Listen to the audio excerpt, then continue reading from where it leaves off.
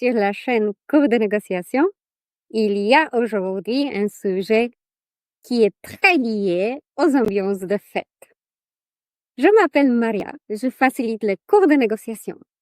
Si vous voulez savoir comment ne devenir pas fou avec ses parents, ses enfants, ses grands-parents, les amis qui débarquent sans prévenir, restez avec moi. Aujourd'hui, des astuces qui sont pour ceux qui veulent passer les fêtes tranquilles, au calme, en même temps accueillir des gens. Parce que on vit parmi les gens, on est entouré. Les fêtes, c'est oui aussi avec la famille. Donc, comment ne pas se prendre la tête? Comment gérer autant de points de vue différents, des opinions, des gens qui d'habituellement ne sont pas avec nous dans notre maison. Donc, sur ma chaîne, je propose souvent des masterclass, des mini-entretiens, des plus longs entretiens avec des experts qui parlent sur la mode de communication.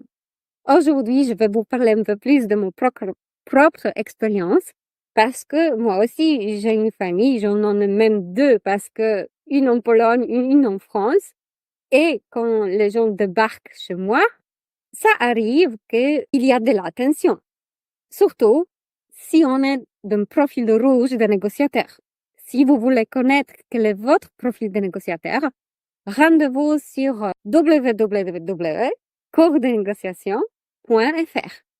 Première chose qui s'affiche en haut de page d'accueil, c'est un questionnaire gratuit et instantané pour connaître son propre profil de négociateur.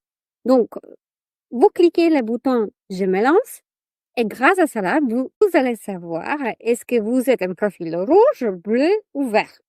Moi, je suis un profil rouge. Bon, aujourd'hui, en tenue de fête, pas uniquement bleu, mais mix bleu avec de rouge. Je vous confirme que c'est pas évident pour moi, profil rouge, d'être parmi des gens avec qui je ne suis pas habituée d'être. Dans cette courte vidéo d'aujourd'hui, ce live qui est en direct sur YouTube, j'aimerais vous donner quelques indications, quelques astuces, comment moi je me suis organisée, comment moi je gérais et je me prépare pour les fêtes pour garder mon esprit posé et profiter des fêtes, tout simplement. Ok, donc, profil rouge, c'est quelqu'un qui a chaud, qui est plein en énergie, plein en dynamisme et aussi en émotion. Donc, s'il y a quelque chose qui va pas, c'est ce profil rouge qui, le premier, va les sentir et aussi faire sentir aux autres parce que si ça débarque, ça saute par les toits. Donc, il y a des fumées qui passent de la tête. Je vous raconte tout ça parce que je l'ai vécu. Et maintenant, pour ne pas passer en mode violence verbale, donc crier, augmenter la voix, montrer mécontentement, se mettre en pression entre les gens parce que il fait déjà chaud dans la cuisine, il fait déjà chaud devant la cheminée, il fait déjà chaud parce qu'il y a beaucoup de gens dans la même pièce, on a en plus bu un verre d'alcool avec le dîner, donc tout le monde a chaud et les émotions sont chaudes aussi. Donc, moi, pour me poser, pour me descendre dans mes émotions, qu'est-ce que je fais? Je me prépare. Je m'habille pas trop chaudement pour ne pas avoir déjà chaud avec moi sur moi. Donc, je suis plutôt en manche courte. Je suis en tenue qui est facile à enlever, donc plusieurs couches, et pas une robe avec un manche long et moi, je transpire en dedans. Non. En plus, j'essaie de me mettre pas au milieu de table parmi les gens et j'ai du mal à bouger. Je me mets la table plutôt plus proche de la fenêtre parce que comme ça, j'ai quelque part le contrôle. C'est moi qui ai le pouvoir d'ouvrir la fenêtre ou pas. C'est les autres personnes qui ont un peu plus froid, qui sont peut-être plus âgées ou les enfants. Eux, ils peuvent se mettre de l'autre côté la cheminée ou plus proche de feu. Comme ça, par l'autre côté de table, il fait un peu plus chaud. Moi, j'ai besoin de me protéger, donc je choisis volontairement le côté froid de la pièce. Une autre chose, avant un repas copieux, je me prépare déjà, donc je viens de m'aérer. Je suis sortie dehors, je fais ma balade quotidienne. Je sais que je vais respirer dehors, je vais marcher un peu. Comme ça, je serai contente d'être posée à table parce que je suis un peu fatiguée du match. Donc, rester assise et discuter avec des gens, ça va me convenir tout complètement. Une autre chose que je vais vous dire. Avec mon conjoint, pour cette année-là, puisqu'on va accueillir 5 personnes chez nous, donc on sera 7 à table pendant plusieurs jours parce que les fêtes vont être prolongées avec le long week-end, on a décidé qu'on va établir les règles de jeu, entre les guillemets. Ça va être une sorte de contrat, pas nécessairement écrit, juste verbalisé, donc une sorte de règles qui vont être posées, discutées mutuellement avant les fêtes. Donc, quand tout le monde arrive, quand tout le monde se fait le premier check, débarque avec des cadeaux, des sacs, des vestes, des chaussures, on va se poser, s'asseoir et discuter tranquillement quels sont les besoins et limites de chacun pendant cette période que nous allons passer ensemble. Donc, ce que nous avons déjà convenu, puisque c'est notre maison, les miens et mon conjoint, on a déjà défini ensemble quels sont nos besoins et nos limites. Donc, pour vous donner des exemples, nos besoins, c'est de passer du temps de haute qualité avec les autres, donc jouer des jeux de société ensemble, et sortir à l'extérieur, se promener dans le bois qui est pas trop loin de notre maison, cuisiner ensemble, peut-être regarder aussi une série de Pirates des Caraïbes ou d'autres films, tous ensemble qui sont une classique et ça peut être rigolo de les voir parmi plusieurs générations parce que les commentaires dépendent de l'âge des spectateurs. Donc, on a listé des idées comment on peut passer le temps ensemble. Maintenant, on a commencé aussi à lister les limites. Par exemple, si nous sommes 7 et notre maison, c'est plutôt les espaces ouverts. Il n'y a pas de porte entre la cuisine, salle à manger, salon, l'entrée. S'il y a beaucoup de gens, la voix se porte partout. Donc, l'escalier est ouvert et tout montrera aussi à l'étage. Ce qu'on se dit, peut-être, ce qu'on peut limiter, c'est écouter chacun de son propre téléphone avec le haut-parleur. Si quelqu'un veut écouter son téléphone à YouTube ou à une vidéo, comment faire un gâteau, soit il est fait dans une chambre où il y a la porte, donc on peut s'éloigner et on peut écouter là-bas, surtout si on est en plusieurs, parce que ça peut arriver que quelqu'un veut partager une vidéo YouTube avec quelqu'un. Donc, soit dans cette chambre-là, soit on peut mettre un casque, tout simplement, si nous sommes seuls dans la cuisine, parce qu'on cuisine ce gâteau et on a besoin tout de suite maintenant. Une autre chose, c'est essayer de se préparer ou allumer les sous-titres, donc faire des points de repère pour être sûr qu'on ne gêne pas d'autres personnes en faisant de bruit supplémentaire avec un jeu de vidéo, par exemple, si c'est pas une recette YouTube. Une autre chose dont j'aimerais vous parler, c'est aussi la façon comment on aimerait communiquer.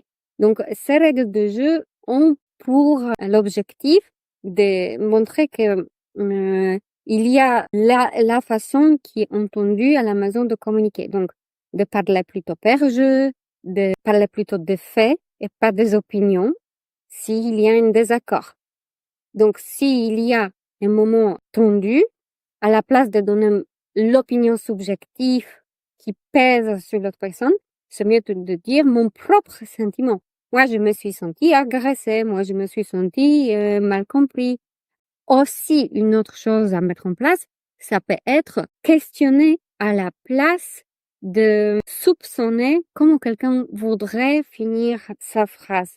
Donc, si nous discutons à table, c'est une règle d'or vraiment de faire une paraphrase, de poser une question qui résume ce qu'on vient d'entendre.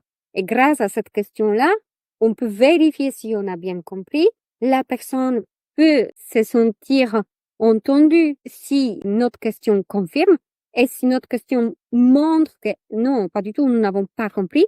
La personne se sentira même plus à l'aise de nous réexpliquer parce qu'elle va voir que, OK, il manquait encore un détail. Donc, rien de grave que la question à côté. Parce que ça prouve que, OK, une explication supplémentaire est tout à fait, comment dire, tout à fait à sa place, à sa place. C'est ça que je voulais dire. OK. Je me dis que préparer ce genre de des contrats verbaux, des règles de jeu. C'est utile pas uniquement au moment de fête, c'est utile souvent quand nous sommes dans un groupe des inconnus. Quand nous partons en stage d'été, de vacances, et moi et mon conjoint, on a souvent ce genre de cercle de paroles qui sont au début pour se présenter, qui nous sommes, quel est l'objectif et les attentes envers des stages, de parcours, des animateurs. Et chacun exprime aussi la façon qui lui est nécessaire d'être, par exemple, appelé. Moi, je dis, je veux être Maria ou Marie ou Marisha ou une autre façon d'être appelée par les gens. Ça dépend où je suis. Ça peut être Maria. Et je vous dis tout ça, je vous raconte tout ça parce que ces façons de nos besoins, nos limites et aussi respect qu'on a pour les autres personnes, pour les animaux qui sont là, donc ils ont besoin d'être nourris ou pas nourris, ou sortir à 7 heures du matin, ou laisser la porte ouverte parce qu'il y a une chatière, donc c'est juste pour ne pas être bloqué la nuit, donc les chats vont s'autogérer tout seuls. Ces petites choses qui sont très logistiques ou opérationnelles, s'ils ne sont pas verbalisés, les gens qui arrivent ne peuvent pas savoir. Et pendant les stages, pareil. On arrive dans un lieu, on ne connaît pas des règles, où sont les toilettes, à quelle heure il est les repas, est-ce que quelqu'un est végétarien. Ce sont des choses justes à exprimer. Ok. Avec ces quelques astuces, pour résumer, je veux vous dire qu'il existe vraiment de belles façons de passer des fêtes. Ça suffit juste de s'organiser, de se préparer un peu, de faire la liste de bullet points, de besoins, des envies, des choses importantes à se dire, où on laisse les vestes, où on laisse les chaussures, où sont les clés de la maison, à quelle heure on peut faire de bruit ou à quelle heure on ne peut pas faire de bruit.